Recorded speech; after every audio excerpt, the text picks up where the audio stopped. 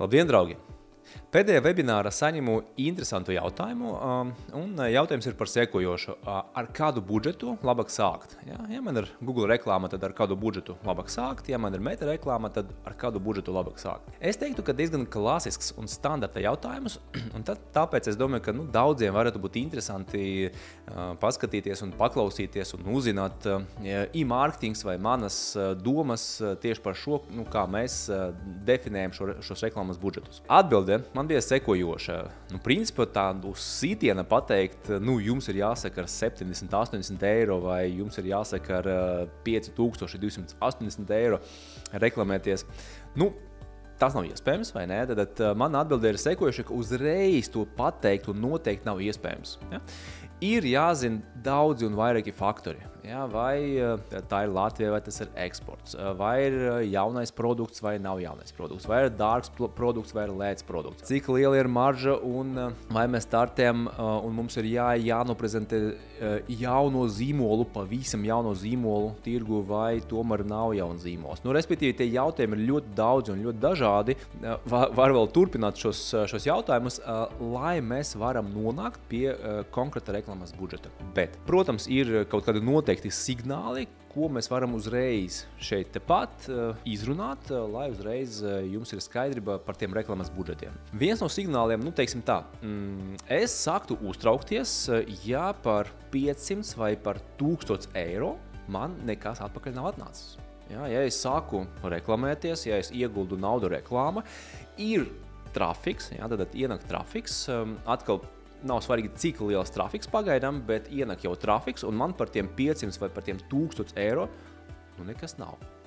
Šis ir jau tāds signāls, ka ok, labi, tad kas notiek, vai ne? Šis ir jau tāds pirmais signāls. Es teiktu, ka tas benchmarks, ja mēs runājam par pārdošanu vai par pārdošanas rezultātu saņemšanu, šie signāli jau vajadzētu jau saņemt šos signālus no šīs naudas, vai ne? Un tas ir viens.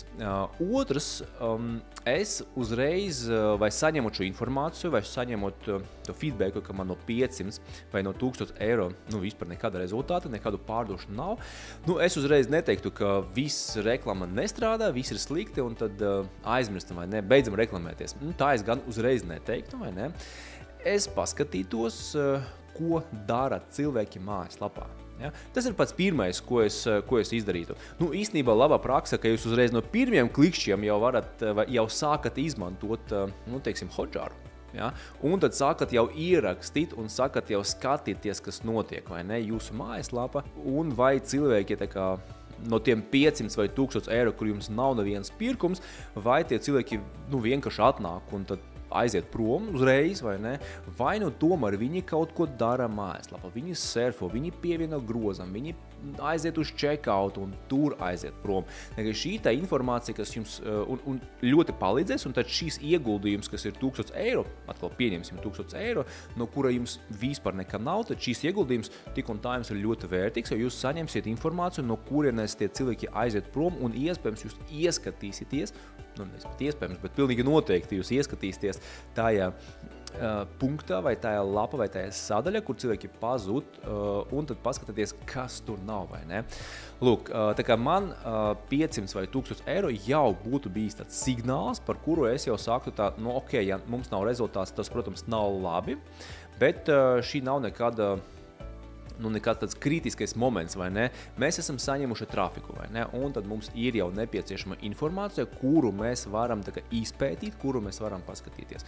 Protams, jums pašiem ir jāsaprot, ka jūsu produkts ir pieprasīts vai nav pieprasīts, vai ne? Bet arī no šiem visiem klikšķiem, ko mēs varam izanalizēt, runāt par mājaslapu, vai ne, ka lietotāji uzvedas mūsu mājaslapa, šis daudz ko mums iedos, vai ne. Vēl viens moments, ko es paskatītos no 1000 eiro, teiksim tā, kas ir ieguldīts, vai ne, un kur nav rezultāta, es paskatītos uz reklāmas pusi, vai ne, uz to pusi. Un tad šis man arī būtu bijis signāls, kad es saprastu, vai mēs ar pareiziem meseģiem sasniedzam auditoriju, vai mūsu meseģi ir relevanti, saprotami, vai risina klientu, vai pasaka, kā produkts risina klienta problēmu un tā tālāk. Ir, protams, tie visi signāli, vai radītāji, kas man tu pateiks. Viens no tiem, ja mēs runājam par baneru reklāmu, viens no tiem ir CTR radītājs, vai ne, kas man pateiktu, vai cilvēkiem reklāmā vairāk patīk, un viņi grib uzzināt vairāk, vai viņi iet garām, vai ne, un tā reklāma viņiem nepatīk. Šis, protams, CTR radītājs, nav sales radītājs, vai ne, bet šis radītājs nosaka, cik interesanta vai cik pievilcīgs ir reklāmas ziņojums, vai ne, un man tas arī daudz ko pateiktu.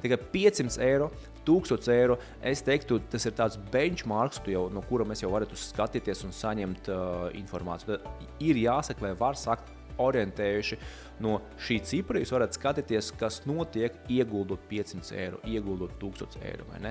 Atkal šeit ir atkarīgs no tā, cik daudz jums ir produktu, jūs uzreiz vienlaicīgi reklamējat, cik jums ir kampaņu un tā tālāk, vai ne? Tad reizēm 500 ir pietiekami, reizēm 500 nav pietiekami, bet es saku, ja man 500 eiro ir ieguldīts vai 1000 eiro ir ieguldīts un es neko nesaņēmu, tas man arī signāls, ka es noteikti tālāk, tāda pati apjoma, to naudu neieguldīšu, nededzināšu. Ja es noskaidrošu, kāpēc. Starp citu, runājot par reklāmas pusi, es jau pēc noklusējuma uzskatu, ka mēs, protams, izmantojam vai uzņēmējs, kas vēlēs ir ieguldījuši naudu, viņš izmanto mašīnmācīšanas tehnoloģijas. Ja mēs runājam par meta reklāmu, tad, protams, tur ir purchase optimizācija, kas jau piegādā vai kuru aicinājums vai kuru mērķis ir piegādāt jau tādu siltāko trafiku, ļoti relevantu trafiku uz mājaslapu, nevis kaut kādus garam gājējus, kam vispār šis produkts nav interesants, vai ne, bet viņš netīšām uzklīšanājas uz reklāmu, vai ne.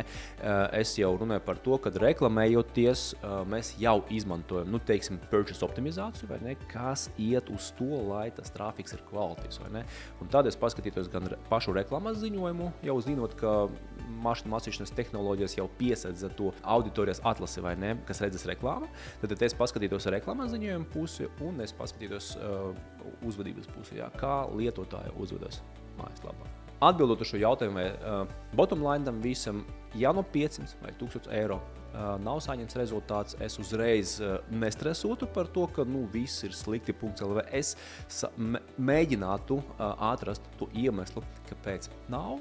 Tad atkal vai no viena puse vai no otra puse, veicot nepieciešamas izmaiņas un tad laižam atkal, vai ne. Tā kā noteikti nav jāiegulda uzreiz 10 000, 500 000, bet tam budžetam ir jābūt robežas no 500 vai 1000 eiro. Bet atkal šis ir tāds vispārīgais viedoklis, vai ne, reizēm arī 200 ar 300 var pietikt, vai ne, lai paskatīties uz to rezultātu un izdarītu kaut kādus secinājumus, vai ne. Bet sākt noteikti ar lieliem budžetiem es pat neieteiktu, vai ne, jo pēc tam, kad tu skaties, kā cilvēki uzvedas mājaslapu un kāpēc reklāma nestrādā tik efektīvi, tad tu uzreiz vari izķert tos mazus momentus, pieslipēt mājaslapu vai pieslipēt reklāmas ziņojumus un tā reklāmas efektivitāte pieaug, vai ne. Un labāk atrast tos momentus, neieguldot sākumā lielu budžetu.